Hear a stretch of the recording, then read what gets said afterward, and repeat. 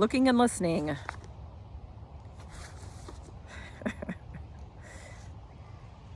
Chapter 4. Chapter 4, God's title is Fear Not. And my title is Fear.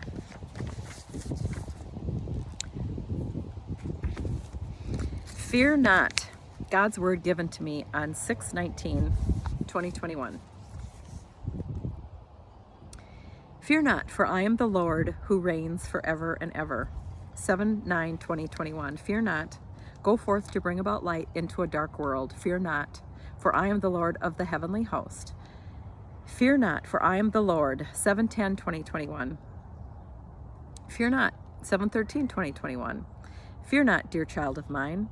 7/16/2021. Fear not, for I am the Lord. 9/27/2021. Fear not, for I am a just and good God. Fear not. Fear not, for I am a good and just and faithful God. 10/2/2021. Fear not, dear child of mine. 10/8/2021. Fear not, for I am in control of what is to come. 11/3/2021. Fear not, I am the Lord of the heavenly hosts, the heavenly realm. 1/11/2022. There is nothing and no one stronger than I am, the great I am. So fear not, little one. And my section begins with the title, Fear. The feeling that I had that I was meant to get those records was powerful. It was powerful. Yet it became obvious that B was shunned whenever she or I requested the readings. I became filled with fear, and although I truly believed that I was meant to get those records, I had conflicting thoughts running through my mind. People in leadership positions are the experts, right? They are the most knowledgeable in their field of work, so who was I to question what was happening at the cooling towers? Who was I to question management? The supervisors involved in the projects were all trained and deemed knowledgeable regarding the proper removal, handling, and disposal of the asbestos-containing material. It was reasonable to believe that they knew of and understood the asbestos rules and regulations, company standards, and federal and state mandates. So who was I to question their expertise and knowledge? All of those thoughts seemed to make sense, and yet it didn't make sense. Why weren't they providing the air monitoring readings when they were legally mandated to do so? Since no one in the company was providing the air sample readings to B or me, I decided to call the contractor that was hired to provide the Class 2 asbestos training and air testing myself. It was in December, and I was at home in our den when I called the company. I introduced myself by name to the gentleman who answered the phone, then stated where I worked and that I was looking for a copy of the air sample results. The man responded to my request stating, "The person responsible for the cooling tower project is on vacation, but I will help you the best I can. Can you hold while I look for the file?" "Yes, of course I can hold.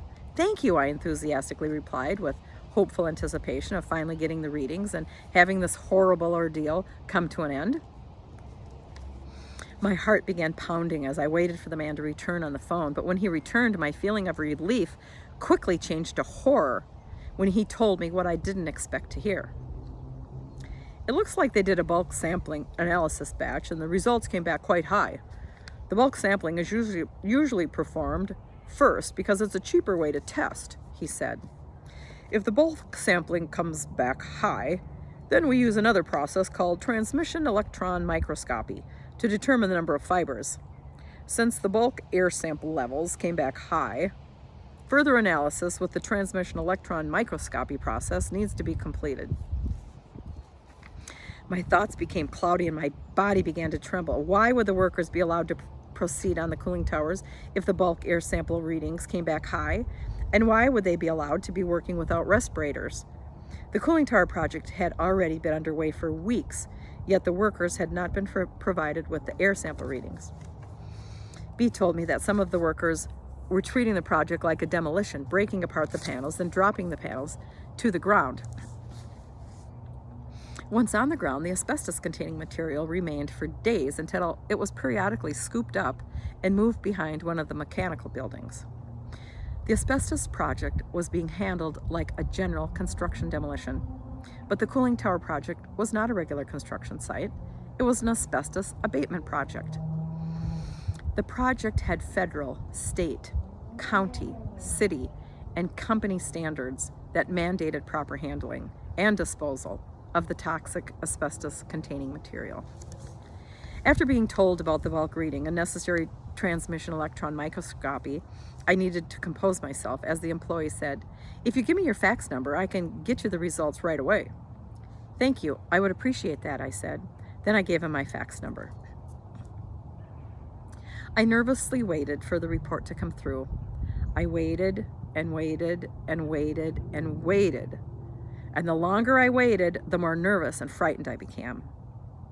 I began pacing back and forth, taking about 4 steps to the couch, then turning around, taking 4 steps to the door, then 4 steps to the couch and 4 steps to the door. My heart pounded as I paced back and forth. It seemed like time was standing still. I waited and waited and waited for the fax to come through. I waited for over an hour, and then the phone rang. "Hello," I blurted, practically out of breath. It was Bea. "You're not going to believe this," she said. "Believe what?" I asked. "I just got pulled off the job and brought into a room. All of the managers of the cooling tower project were there. I didn't know what was going on. It was scary. Then Jageman said, 'Do you have a problem with the cooling towers? What's going on here stays here. If you have a problem with your job, bring it up with your supervisor.' He was really mad. I was in there for about half an hour. Then the last thing he said was, 'You keep your mouth shut, and you can tell Abigail she's not getting those records.'" I couldn't believe it. "Oh, Bea, I'm so sorry." It was then that I explained to her about my attempt to get the air sample results directly from the analysis company. Bea's supervisor knew that we were friends and that she was staying with us in our home. I became frightened. Bea had just been pulled off the job site and threatened. But even more frightening, I had just been threatened too. Rather than faxing me the records, the employee of the analysis company called the plant to get approval to share the air sample readings with me. The employee was told not to fax me the results. Then, once the project managers were aware that I had called the company, Bea was pulled off the work site, brought into an impromptu meeting, and then she was told to keep her mouth shut. I was in shock. How could this be happening?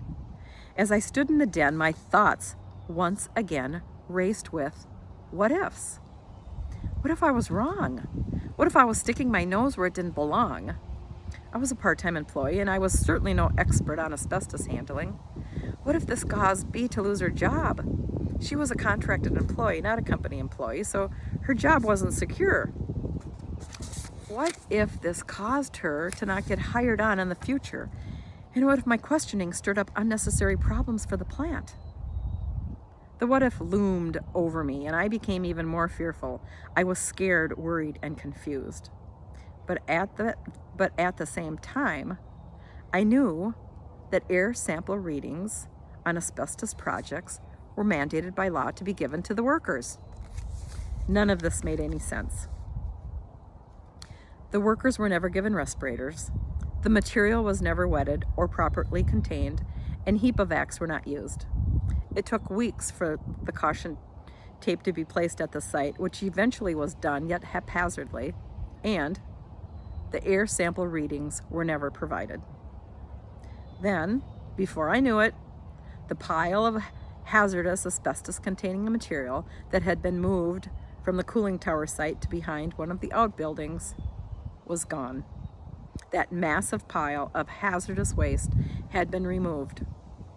Overnight, tons of asbestos-containing material vanished. In less than 2 months, this massive project had been completed. The project was done, but it wasn't over. I still needed to see the air sample readings. I had been threatened and I was scared, but the concerns that I had for the health and well-being for my family, Bea, the other workers and their families, along with the community and the environment, remained.